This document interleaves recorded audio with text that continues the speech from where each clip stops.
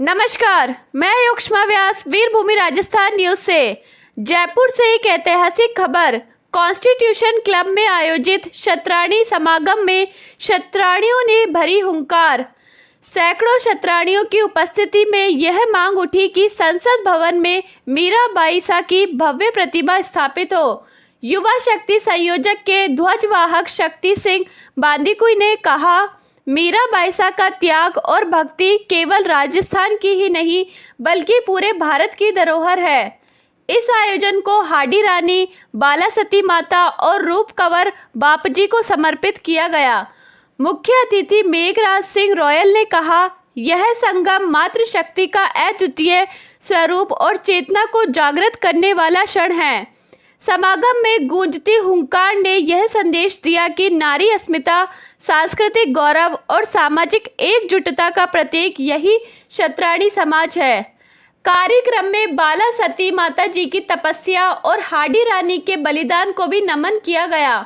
मंच संचालन तान्या जादौन ने किया। मीराबाई सा की प्रतिमा की मांग अब जन जन की आवाज बन रही है। यदि अगर विश्व के और कहीं हो जाते तो उनको आदर्श मानकर पूरे विश्व में स्थापित कर देते। ईसा मसीह में एक खूबी थी कि वो मृत व्यक्ति को जिंदा कर देते थे, लेकिन मेरी माँ, आप सबकी माँ बाला सती जी बाप जी के पास वो 8 सिद्धियां थी जो हनुमान जी के पास में थी। अणिमा, महिमा, लघिमा, गरिमा, मरे हुए व्यक्ति को जिंदा कर देना, पानी में चल लेना, सूक्ष्म शरीर धारण कर लेना, अन्नपूर्णा सिद्धि। बाला सती जी बाप जी पूर्ण सिद्ध थे।